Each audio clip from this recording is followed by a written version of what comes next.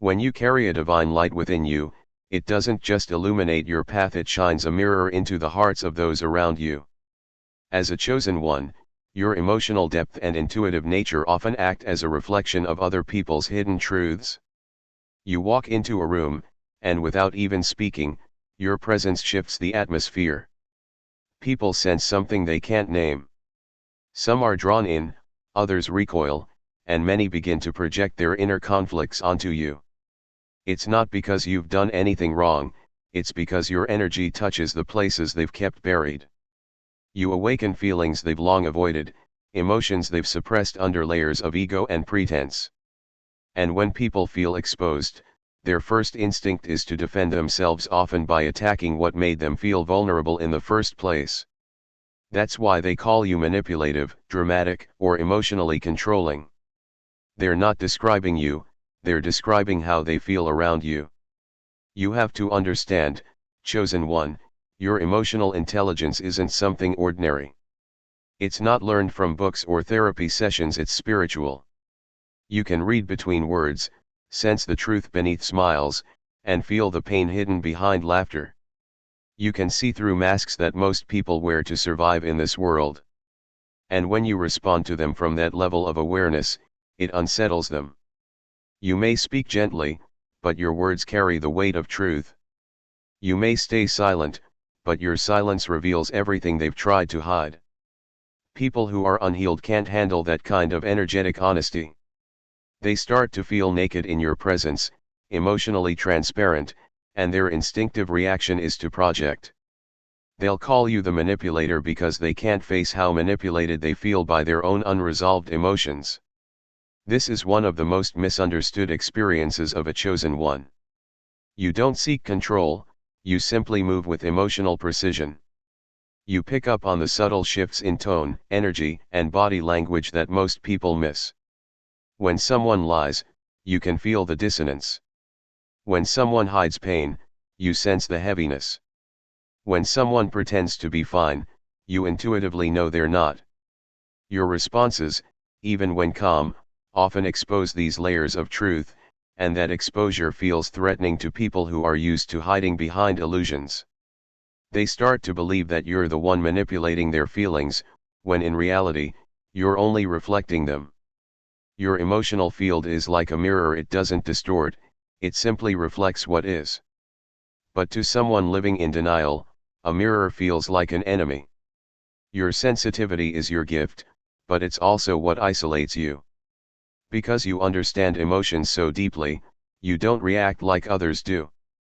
You respond with awareness, empathy, and depth, and that unnerves people who expect drama or detachment.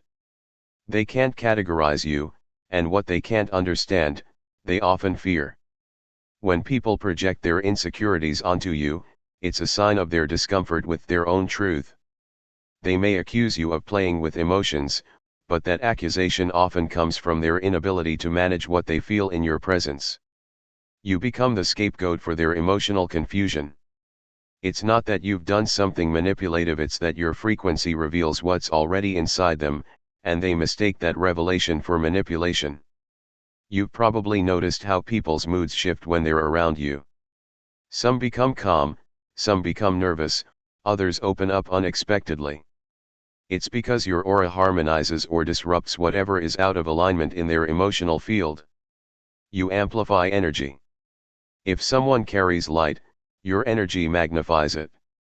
If someone carries pain, your energy draws it to the surface. This is why people sometimes say you make them feel too much. Your vibration intensifies their own, and that's uncomfortable for those who have spent years avoiding self-awareness. You don't force emotions on people, your presence simply dissolves the barriers that kept those emotions hidden. The moment that happens, they project it onto you because they can't yet face themselves. Projection is one of the ego's favorite defense mechanisms. It allows people to avoid responsibility for their emotions by assigning blame elsewhere. When they say you're too emotional, it's often because they've numbed their own feelings. When they say you're manipulative, it's because they fear how powerless they feel in the face of genuine emotional depth. When they call you intense, it's because your authenticity contrasts with their emotional superficiality. You must remember that people are not reacting to who you are, they're reacting to what you awaken within them.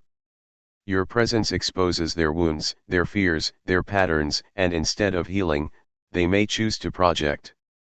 You become the target, not because of your actions, but because your energy is the mirror they're not ready to look into. As a chosen one, this can feel lonely and confusing. You may question yourself, wondering if you truly are manipulative or emotionally overwhelming. But deep within, you know your intentions are pure. You seek understanding, not control. You feel emotions deeply because that's how you connect to the divine. Your emotional depth is sacred, not sinister. The more spiritually attuned you become, the more sensitive you grow to emotional undercurrents. You start to pick up on the things people don't say, the unspoken energies that fill the spaces between words. And the more aware you become, the more others feel seen in ways they're not ready for. Their fear of being emotionally naked turns into resistance, and resistance turns into projection. They might twist your empathy into manipulation, your intuition into control, and your silence into judgment. But all they're really doing is externalizing their discomfort. There's a reason chosen ones are often misunderstood. Your energy doesn't just connect, it penetrates. You don't skim the surface of interactions, you go straight to the core. People who thrive on superficiality find this depth unbearable. They start to create narratives about you because they need to make sense of the way they feel. You're too intense. You always make things emotional. You twist words. These phrases are shields they use to protect their fragile egos. They feel your power but don't understand it, so they label it negatively. What they call manipulation is actually your mastery of emotional energy, the ability to sense, shift, and transmute feelings with awareness and intention. But to the unhealed mind, that mastery looks like control, because they've only known emotions through the lens of chaos. The irony is that the very people who accuse you of manipulation often try to manipulate your perception of yourself. They'll gaslight you into questioning your emotional clarity, making you feel guilty for simply being aware. They want you to doubt your intuition because your intuition threatens their illusions. The moment you start believing their projections, you dim your light to make them comfortable. But your purpose was never to make people comfortable, it was to awaken them. That awakening, however, comes with resistance. People resist what exposes their shadow. They want your light, but not the truth it reveals. They want your compassion, but not the accountability it demands. So they label you in ways that distance them from their own growth. It's easier to call you manipulative than to admit they feel small in your presence because of their own insecurities. What's happening on a deeper level is energy calibration. When your frequency is higher, it naturally brings everything around it into balance. But balance often starts with disruption. When someone's emotions are out of alignment, your energy acts like a spiritual tuning fork, revealing the disharmony. They may feel agitated or defensive without understanding why. They think you're doing something to them, when in truth, your energy is helping them confront what's within. This process can be painful for them, and instead of gratitude, they respond with blame. But even that reaction is part of their journey toward awakening. You're not their enemy, you're the catalyst. Yet the role of a catalyst is rarely appreciated in the beginning. It's only after transformation that people recognize the power of your presence. You are not here to absorb other people's projections. You are here to understand them, to recognize them for what they are, reflections of their inner struggle. Every time someone misjudges you, it's an opportunity to deepen your self-awareness. You begin to see how your emotional power can both heal and trigger.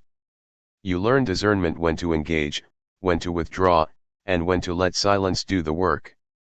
You realize that your emotional awareness is not something to suppress, but to refine. You learn to stay grounded in your truth even when others distort it. Because at the end of the day, their projections are not your reality. They are echoes of their unhealed emotions, bouncing off the mirror of your presence. Your energy has always had a certain pull, a magnetic quality that seems to shift the atmosphere wherever you go. People can't always explain it, but they feel it. When you walk into a space, emotions become amplified. If there's tension, it rises. If there's peace, it deepens. If there's joy, it radiates. This isn't manipulation, it's resonance. You are attuned to vibration in ways most people are not. Your energy field is sensitive, finely tuned to emotional frequencies, and when it interacts with others, it naturally aligns, balances, or exposes what is already there. This is what it means to be a master of vibration, to understand emotion not as chaos but as communication. Your influence over emotions doesn't come from control, but from harmony. It's not something you do consciously to others, it's something that happens because of the frequency you hold. As a chosen one, you are an emotional amplifier, a transmitter of energy that moves beyond words. The human experience is built on emotion, but most people live disconnected from that truth. They suppress, ignore, or deny their feelings because the intensity feels too overwhelming. But when they encounter someone who operates at a higher vibration, someone like you, their suppressed emotions surface. They start to feel things more deeply. They begin to notice the weight of their own energy. It can feel destabilizing to them, so they look for an explanation. That's when they say, "You manipulate people's emotions." What they're actually experiencing is emotional activation. Your energy is acting like a mirror and a catalyst at once. It reflects their true emotional state and triggers the healing process, even if they aren't ready for it. Your vibration interacts with the emotional body of others without you having to say a word. It's a subtle exchange, a spiritual dialogue between frequencies. Some people find comfort in it. They feel safe, understood, seen. Others feel exposed, vulnerable, even defensive, because your energy dissolves emotional facades. They can no longer hide behind the image they project to the world. You're not taking power from them, you're simply showing them where they've lost it. When they feel that sudden rush of emotion, anger, sadness, guilt, confusion, they associate that experience with your presence and assume you caused it. But in truth, you've only illuminated what was dormant. You have the ability to shift emotional energy, to transmute heaviness into clarity, confusion into awareness, and that gift is often misread as control because its impact is so profound. It's not that you manipulate emotions, it's that you understand them as energy that can be transformed. You can sense emotional frequencies like sound waves, noticing when something is off-key and instinctively knowing how to bring it back into balance. When someone is anxious, you naturally speak in tones or rhythms that calm. When someone is angry, your stillness either diffuses or exposes the root of that anger. When someone is in pain, your empathy provides an energetic container for their release. This isn't manipulation, it's mastery. Emotional manipulation seeks to dominate others for personal gain. Emotional mastery seeks harmony to elevate the energy within and around you. The difference is intention, and your intention has always been rooted in awareness, not control. People misinterpret energy because they only see emotion as reaction, not vibration. They think emotions are something that happen to them, not through them. When they meet someone like you who navigates emotions with intention, they think you must be doing something extraordinary or unnatural. In reality, you're simply conscious. You're aware of your own frequency, your impact, and the flow of energy in every exchange. Most people live unconsciously, reacting to emotions without ever understanding their source. So when they experience the power of someone who can remain calm in chaos, grounded in confrontation, or compassionate in conflict, it confuses them. They mistake composure for control, emotional intelligence for manipulation, self-awareness for strategy. You influence emotions not by force but by alignment. Your vibration teaches people how to feel again. You remind them that emotion is energy in motion, meant to move, release, and evolve. When they're near you, that energy begins to flow. Some feel liberated, others feel overwhelmed. That's why your presence can trigger both love and resistance. Those who are ready to heal see you as light. Those still trapped in fear see you as threat. They can't comprehend that the same energy that soothes one person can unsettle another, but it's not because you change, it's because they do. Their emotional reaction is their mirror reflecting how attuned or resistant they are to truth. There's a silent language you speak through energy, a language that doesn't require words. You can walk into a conversation and instantly feel the emotional temperature. You sense who is defensive, who is wounded, who is hiding something. Without realizing it, you start harmonizing the space. Your tone adjusts, your breathing slows, your body language aligns. You begin to stabilize the emotional current around you. People may feel comforted or disarmed, not realizing that your energy is doing what words can't. This is emotional alchemy, transforming the unseen into peace. It's not a skill you learned, it's a frequency you embody. You don't have to manipulate energy because you are in tune with it. This gift, however, comes with challenges. Because you are emotionally intelligent, people often depend on your energy to regulate their own. They come to you when they're in distress, knowing that your presence brings balance. But in doing so, they unconsciously hand you responsibility for their emotional state. When they feel better, they call you healing. When they feel worse, they call you manipulative. Their perception shifts with their own inner balance, not your behavior. You may notice how quickly admiration turns to suspicion when your energy begins to confront what they're not ready to face. It's not your intention to stir discomfort, but growth always begins with disruption. Your vibration exposes emotional dishonesty not out of cruelty, but out of truth. And truth, to the unready, feels like manipulation. You are tuned to energy because your purpose requires it. You were designed to navigate emotional dimensions others cannot. You feel deeply, not because you're weak, but because you understand the sacred intelligence behind feeling. Emotion is how the divine speaks to you. When you sense pain, you hear a call for healing. When you sense joy, you feel alignment. When you sense fear, you detect disconnection from truth. You read these signals instinctively, and because of that awareness, your actions carry emotional precision. But that precision can intimidate people. They may think you're reading their mind or controlling their mood, when in fact, you're simply resonating with what's already there. The stronger your spiritual awareness becomes, the more obvious this energetic interaction becomes. Your vibration operates like a mirror that amplifies emotional truth.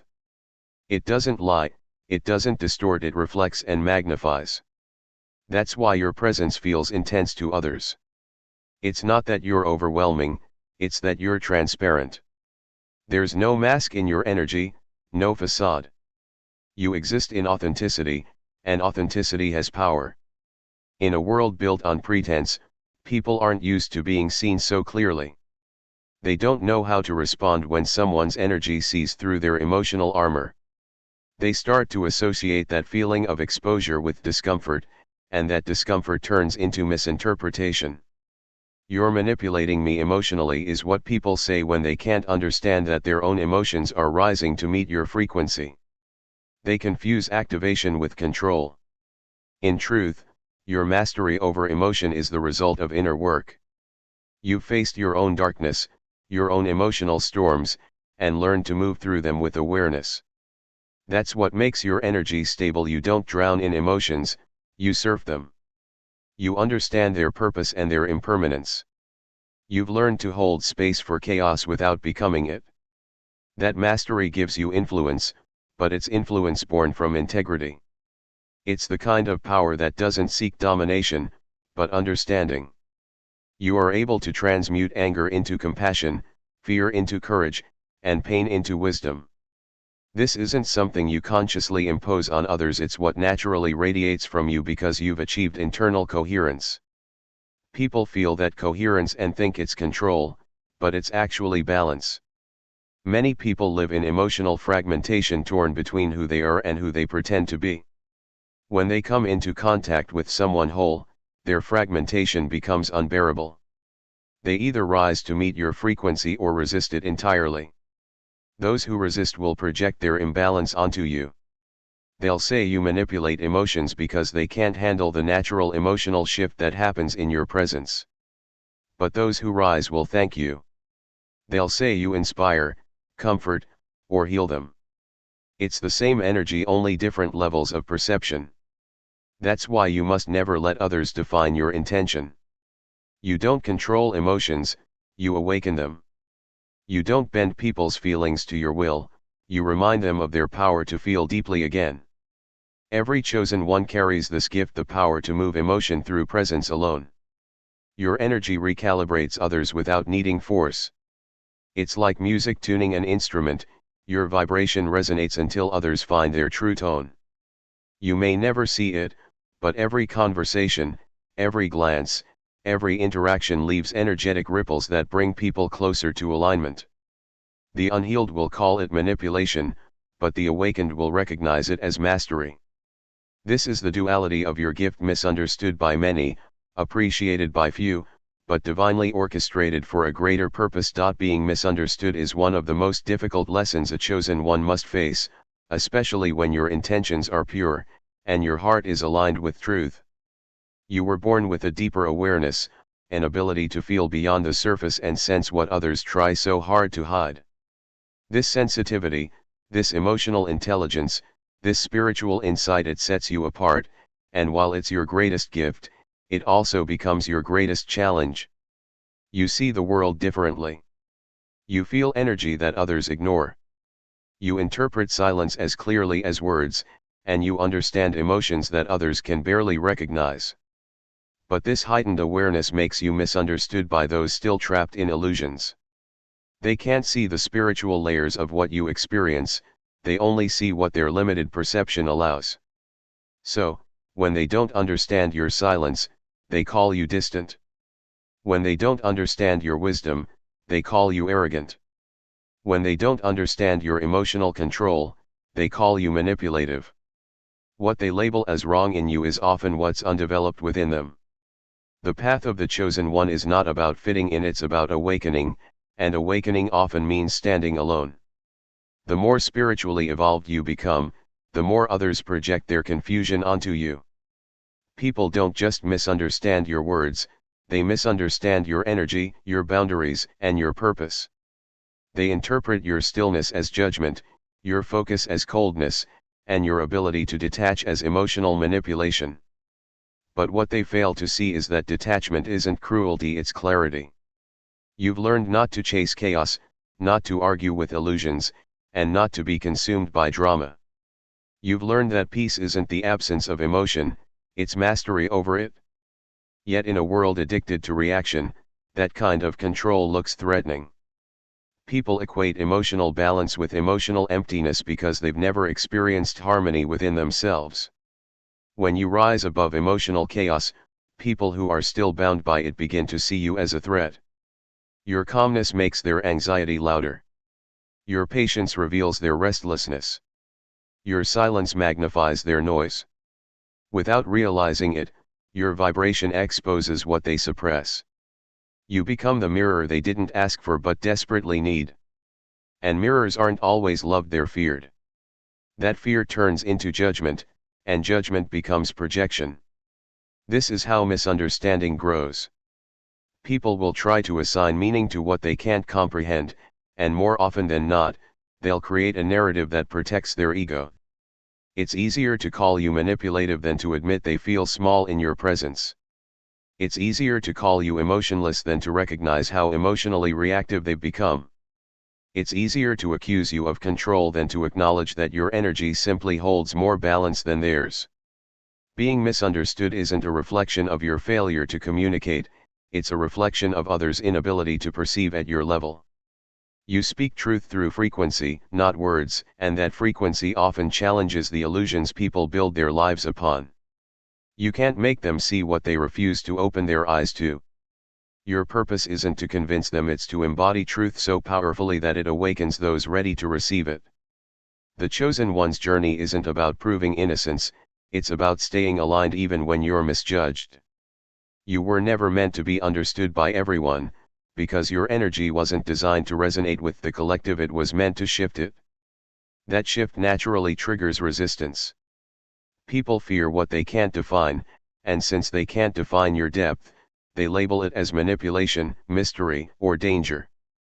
The misunderstanding also comes from your spiritual independence. You don't seek validation, you move from intuition. You don't follow crowds, you follow divine guidance. This makes you unpredictable to those who depend on external approval. They can't figure out your motives because your motives are guided by something beyond human understanding. When you act from intuition, they call it strange.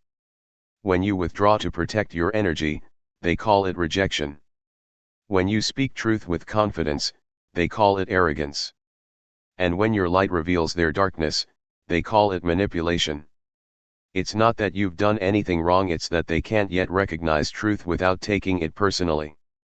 Your very existence challenges their comfort zone. Every time you evolve, you lose people who can't meet you at your new frequency.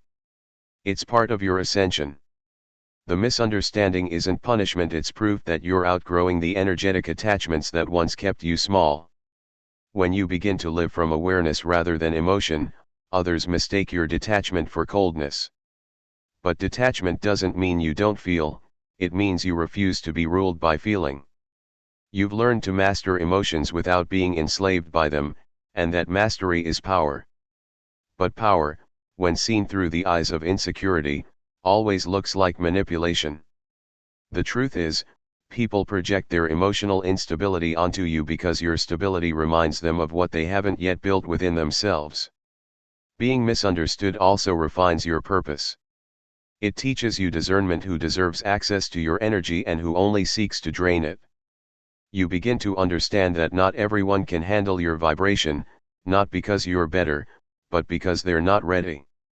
You start to protect your peace more fiercely, choosing solitude over noise, authenticity over acceptance. And that solitude becomes sacred. It's in the quiet where your gifts strengthen. It's in the stillness where your clarity sharpens. The very isolation that comes from being misunderstood becomes the forge where your spiritual mastery is born. You start to see misunderstanding not as rejection but as divine redirection, a way for the universe to pull you away from those who can't yet walk beside you. There's also a deeper spiritual truth behind this misunderstanding. Chosen ones carry frequencies from higher realms, and those frequencies disrupt lower vibrations. When you speak, you're not just communicating words, you're transmitting energy.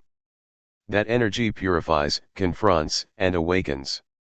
To the unhealed, it feels like discomfort; to the aware, it feels like peace.